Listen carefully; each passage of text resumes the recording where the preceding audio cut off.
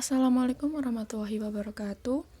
Alhamdulillah kita masih diberi kesempatan untuk bertemu lagi pada pertemuan kali ini. Setelah kemarin kita membahas momen gaya dan momen inersia, maka hari ini kita akan melanjutkan dengan membahas beberapa hal lagi pada bab dinamika rotasi dan keseimbangan benda tegar. Nah, yang pertama, kita akan membahas tentang aplikasi hukum 2 Newton pada gerak rotasi. Untuk kasus pertama, kita lihat bahwa terdapat sebuah benda yang dihubungkan pada katrol. Nah, benda ini mengalami dua jenis gerakan, yaitu gerak translasi dan gerak rotasi. Di mana gerak translasinya, jadi si beban ini mengalami gerak translasi, sedangkan katrolnya memiliki gerak rotasi. Nah, tinjau hukum 2 Newton untuk gerak translasi. Hukum 2 Newton itu menyatakan sigma F sama dengan MA. Nah, pada sistem yang bergerak translasi ini yang bawah, yang bekerja adalah gaya berat dan gaya tegangan tali. Nah, makanya sigma F-nya itu sama dengan mg min T. Mengapa min? Karena arah gayanya ini kan berlawanan, jadi dikurangi. mg min T sama dengan ma. Nah, kemudian pada gerak rotasi katrol itu berlaku sigma T sama dengan I kali alfa. Nah, sigma tau kan persamaannya Fr. Nah, kita lihat pada katrol, gaya yang bekerja pada katrol itu gaya apa sih? Ya ini, gaya tegangan tali. Nah, maka sigma tau menjadi TR sama dengan I kali alfa. Nah, alfa atau percepatan sudut itu sama dengan percepatan translasi per jari-jari. Maka ini alfanya kita ganti menjadi TR sama dengan I kali A per R. R-nya kita pindah ruas menjadi T sama dengan I kali A per R kuadrat. Nah, maka persamaan tadi yang mg min T sama dengan ma, T-nya itu diganti menjadi ini I kali A per R kuadrat. Persamaannya menjadi mg min I kali A per R kuadrat sama dengan ma. Kemudian kita pindahkan IA per R kuadratnya menjadi mg sama dengan ma plus I kali A per R kuadrat. Untuk yang ruas sebelah kanan, kita keluarkan A-nya menjadi mg sama dengan m plus I per R kuadrat dikali A. Maka percepatan yang dialami benda adalah m per m plus I per R kuadrat dikali G. Nah, sampai sini diketahui momen inersia katrol itu besarnya setengah massa katrol dikali R kuadrat. Maka kita substitusikan ke dalam sini, menjadi persamaan akhirnya adalah A sama dengan M per M plus setengah MK dikali G. Jadi percepatan yang dialami benda adalah ini, di mana M merupakan massa beban yang menggantung dan MK merupakan massa katrol.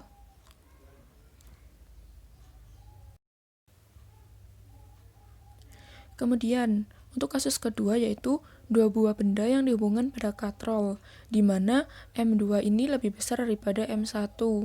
Nah, maka percepatan yang dialami sistem adalah A sama dengan M2 min M1 per M1 plus M2 plus setengah massa katrol dikali G. Seperti itu ya untuk percepatan pada katrol. Lanjut.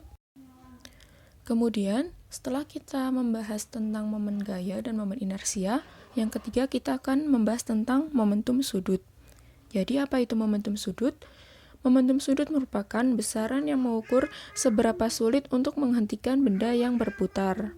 Nah, secara matematis, momentum sudut dirumuskan sebagai L sama dengan I omega, di mana I itu merupakan momen inersia dan omega itu merupakan kecepatan sudut. Nah, kita ketahui bahwa omega itu merupakan V per R, kecepatan translasi dibagi dengan jari-jari, sedangkan I sama dengan MR kuadrat. Nah, kita masukkan ke persamaan yang L sama dengan I omega menjadi L sama dengan MV kali R. Nah, dimana keterangannya itu bisa kalian baca ya di bawahnya. Nah, momentum sudut ini juga merupakan besaran vektor. Cara mencari arahnya bisa menggunakan kaidah aturan tangan kanan, di mana keempat jari menyatakan arah rotasi benda atau arah omega ini kecepatan sudutnya, sedangkan arah ibu jari menyatakan arah L. Nah, di gambar ini contohnya sebuah benda berotasi yang arahnya berlawanan arah jarum jam, sehingga momentum sudutnya adalah ke atas. Nah, lanjut. Jadi apa ya kaitannya momentum sudut dengan torsi? Jadi kita di sini memiliki gaya F yang merupakan turunan fungsi momentum linear P terhadap waktu. Nah, ditulis F sama dengan dp dt. Nah, berdasarkan persamaan tersebut, kita tahu bahwa P merupakan momentum pada gerak translasi yang besarnya adalah mv, sehingga persamaannya menjadi dmv dt. Nah, V itu merupakan omega dikali R, maka persamaannya F sama dengan dmr omega dt. Nah, kedua ruas kita kalikan dengan R, maka menjadi Rf sama dengan dmr kuadrat omega dt. Kita tahu bahwa Rf merupakan torsi. Nah, berarti Rf itu sama dengan tau. Dan mr kuadrat itu sama dengan I. Menjadi tau sama dengan di omega dt. Nah, I omega kita baru saja belajar bahwa I omega itu sama dengan momentum sudut. Maka persamaan akhirnya menjadi tau sama dengan dl dt. Jadi, momen gaya merupakan turunan dari fungsi momentum sudut terhadap waktu.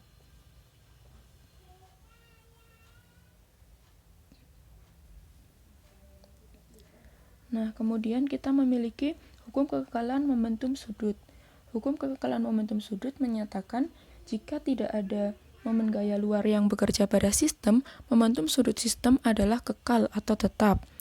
Nah, secara matematis itu dituliskan jika tau sama dengan dl dt itu sama dengan 0, maka L-nya sama dengan konstan. Nah, kekekalan momentum sudut ini dapat didemonstrasikan oleh seorang penari es pada gambar. Nah, penari diperlihatkan memulai rotasinya dengan kedua lengan terentang. Nah, ini karena lengannya terentang, maka R-nya ini besar. Karena R-nya besar, maka I menjadi besar, karena I sama dengan MR kuadrat. Kemudian, dia melipat kedua lengannya. Nah, karena melipat ini memperkecil besar R, maka I-nya ini menjadi kecil. Nah, pada momentum sudut awal penari dan momentum sudut akhir penari ini sama, sehingga besarnya adalah L1 min L2. Nah, L itu kan I omega, jadi I1 omega 1 sama dengan I2 omega 2. Begitu tentang hukum kekekalan momentum sudut. Contoh soalnya, seorang penari balet memiliki momen inersia 4 kg meter kuadrat ketika berputar dengan kecepatan sudut 2 radian per second. Ketika kedua lengannya merapat ke tubuh, momen inersianya menjadi 2,5 kg meter kuadrat. Berapakah kecepatan sudut penari balet saat itu? Nah, diketahui I1 4 kg meter kuadrat, omega 1 sama dengan 2 radian per second, dan I2 sama dengan 2,5 kg meter kuadrat. Ditanya adalah omega 2-nya. Nah, jadi bisa langsung memakai persamaan hukum kekekalan momentum sudut, di mana L1 sama dengan L2, I1 omega 1 sama dengan I2 omega 2. Maka omega 2 sama dengan I1 kali omega 2 per I2. Omega 2 tinggal dimasukkan angkanya ketemulah 3,2 radian per second. Maka kecepatan sudut penari balet saat itu adalah 3,2 radian per second. Nah, kemudian kita lanjut tentang momen couple. Jadi, momen couple merupakan dua buah gaya yang sama besar, mempunyai garis kerja yang sejajar, tetapi arahnya berlawanan. Nah, contohnya ini pada jarum kompas. Jadi dia memiliki dua buah gaya yang sejajar tapi arahnya ini berlawanan. Besar gayanya juga sama besar. Maka dirumuskan momen couple sama dengan F kali D, di mana F merupakan gaya dan D adalah lengan couple. Nah, momen couple ini juga merupakan besaran vektor. Arah rotasinya ini kebalikan dengan torsi ya. Pada momen couple ini, jika searah jarum jam itu nilainya positif, jika berlawanan arah maka nilainya negatif. Nah, untuk memahaminya, kita belajar tentang contoh soalnya. Dua buah gaya sama besar, yaitu F1 sama dan F2 sama dengan 10 Newton, bekerja pada ujung-ujung batang logam dalam arah yang berlawanan seperti tampak pada gambar. Jika panjang batang logam adalah 1,5 meter, hitunglah momen couple yang dihasilkan oleh gaya-gaya tersebut. Nah, ini ada F1, ada F2, besarnya 10 Newton, di mana lengan couple-nya adalah 1,5 meter. Ditanya M, maka tinggal dijawab M sama dengan FD sama dengan 10 kali 1,5 atau 15 Newton meter. Jadi momen couple yang dihasilkan oleh gaya-gaya tersebut adalah sebesar 15 Newton meter. Kita lanjut ke nomor 5 tentang energi kinetik rotasi. Jadi sebuah benda yang bergerak translasi maupun bergerak secara rotasi itu memiliki energi kinetik.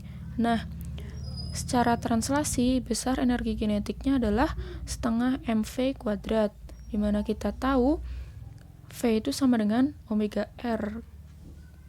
Kecepatan translasi sama dengan kecepatan sudut dikali jari-jari, sehingga persamaannya menjadi EK sama dengan setengah M omega kuadrat R kuadrat. Nah, di sini kita tahu bahwa I sama dengan MR kuadrat, maka EK menjadi setengah I omega kuadrat. Jadi, energi kinetik rotasi besarnya adalah setengah I kali omega kuadrat, di mana I merupakan momen inersia dan omega merupakan kecepatan sudut. Kemudian terdapat gerak menggelinding. Nah, gerak menggelinding ini artinya benda itu melakukan dua buah gerak sekaligus, yaitu gerak translasi dan gerak rotasi. Contohnya pada gambar, benda bergerak translasi dengan kecepatan V sambil berotasi dengan kecepatan sudut omega. Nah, maka disebut gerak menggelinding. Energi kinetik totalnya adalah, jadi karena gerak menggelinding itu mengalami dua buah gerak, maka energi kinetiknya adalah energi kinetik translasi ditambah energi kinetik rotasi. Energi kinetik translasi besarnya setengah mv kuadrat, sedangkan energi kinetik rotasi besarnya tadi setengah I omega kuadrat. Maka EK total yang dialami oleh benda menggelinding adalah EK sama dengan setengah mv kuadrat plus setengah I omega kuadrat. Nah, contoh soalnya. Sebuah bola pejal bertranslasi dan berrotasi dengan kecepatan linear dan kecepatan sudut berturut-turut V dan omega. Berapa energi kinetik rotasi bola pejal tersebut? Nah, diketahui kecepatan linearnya V, kecepatan sudutnya omega, dan inersia bola pejal itu 2/5 mr kuadrat. Yang ditanyakan energi kinetik total. Tinggal dijumlahkan saja, EK total sama dengan EK translasi plus EK rotasi, sama dengan setengah I omega kuadrat plus setengah mv kuadrat, di mana I-nya tadi 2/5 mr kuadrat. Nah, ini duanya bisa dicoret, maka menjadi 1/5 mr kuadrat 1/5 M omega R dikuadratkan plus setengah MV kuadrat. Nah, omega R ini merupakan V, maka menjadi 1/5 mv kuadrat plus setengah mv kuadrat. Maka hasil akhirnya adalah 7/10 mv kuadrat. Jadi energi kinetik total bola pejal tersebut adalah 7/10 mv kuadrat. Nah, lanjut. Untuk kasus benda menggelinding pada bidang miring. Hukum 2 Newton pada gerak translasi. Nah, kan gerak menggelinding ini mengalami 2 macam gerak translasi dan gerak rotasi. Untuk gerak translasi, sigma F sama dengan MA. Nah, di sini bisa dilihat bahwa sigma F yang bekerja pada sistem adalah W sin theta atau mg sin theta dan kayak gesek. Karena arahnya berlawanan, maka tinggal dikurangi mg sin theta min F sama dengan MA. Kemudian pada gerak rotasi, sigma tau sama dengan I kali A, di mana pada benda taunya ini merupakan F kayak gesek dikali R. I-nya kita ketahui bahwa I itu mr kuadrat, tetapi di depan mr kuadrat itu ada konstanta tergantung benda apa yang menggelinding. Misal, yang menggelinding bola pejal, maka K-nya itu sebesar 2/5. Atau yang menggelinding itu bola tipis berongga, maka K-nya itu 2/3. Nah, K ini nanti tergantung jenis bendanya ya. Nah, KMR kuadrat sama dengan alfa itu A per R. Nah, maka ini R-nya bisa dicoret di kedua ruas. Ini juga bisa dicoret, menghasilkan F sama dengan KMA. Nah, substitusikan kedua persamaan tersebut. F sama dengan KMA ini kita masukkan ke persamaan yang sini. Maka hasilnya menjadi A sama dengan G sin theta per 1 plus K. Nah, jadi percepatan yang dialami oleh benda menggelinding pada bidang miring adalah G sin theta per 1 plus K. Nah, kemudian berapa kecepatannya?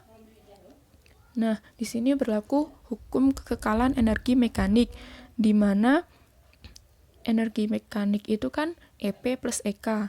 Nah, jadi EP plus EK-nya itu EK translasi dan EK rotasi, karena benda menggelinding mengalami 2 macam gerak.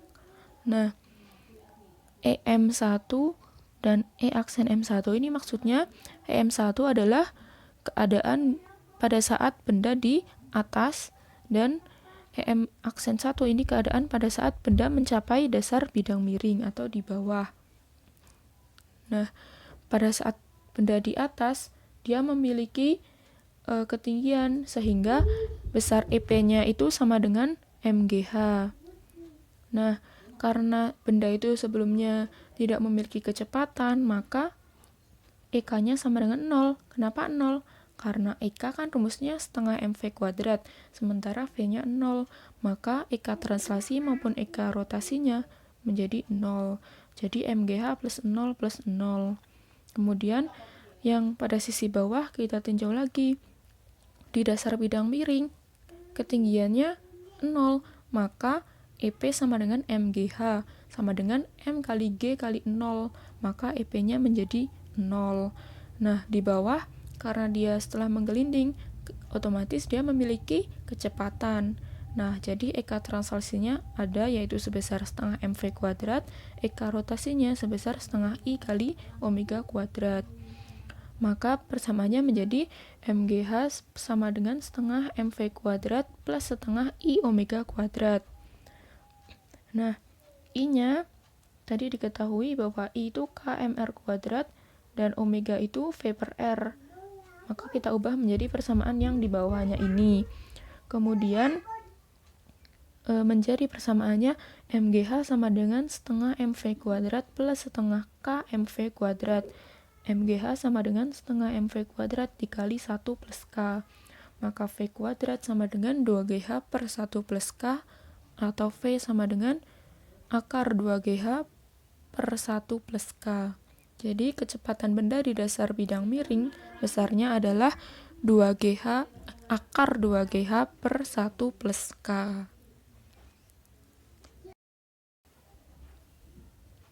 Nah, contoh soalnya. Sebuah bola pejal diturunkan dari mobil box menggunakan bidang miring bersudut 30 derajat. Tentukan percepatan yang dialami bola pejal ketika menggelinding. Anggap nilai G sama dengan 10 meter per sekon kuadrat. Diketahui bola pejal, maka konstantanya 2/5. Sudut kemiringannya 30 derajat dan percepatan gravitasi sama dengan 10 meter per sekon kuadrat. Ditanya percepatan yang dialami oleh bola pejal atau A. Maka mudah saja. A sama dengan G sin theta per 1 plus K. A sama dengan 10 sin 30 per 1 plus 2/5. Maka A sama dengan 10 kali sin 30 itu setengah per 1 plus 2/5 itu menghasilkan 7/5. A sama dengan 5 dikali 5/7. Maka A sama dengan 25/7 meter per sekon kuadrat. Nah, sebelum kita lanjut ke pembahasan selanjutnya, kita kembali ke tabel yang ada di awal yang di pertemuan pertama kemarin. Setelah kalian mempelajari tentang momen gaya, momen inersia, momentum sudut, dan energi kinetik, maka kalian insya Allah akan memahami tabel ini. Jadi, pada gerak lurus atau gerak translasi, terdapat besaran S jarak. Nah, analoginya adalah pada sudut di gerak melingkar. Kemudian, V pada gerak translasi, analoginya adalah omega pada gerak melingkar. Sedangkan A percepatan pada gerak translasi, analoginya adalah percepatan sudut. Kemudian ada massa benda pada gerak translasi yang menyatakan seberapa sulit benda itu untuk bergerak. Nah, sementara di gerak rotasi yang menyatakan ukuran yang menyatakan seberapa sulit benda itu untuk berotasi adalah inersia.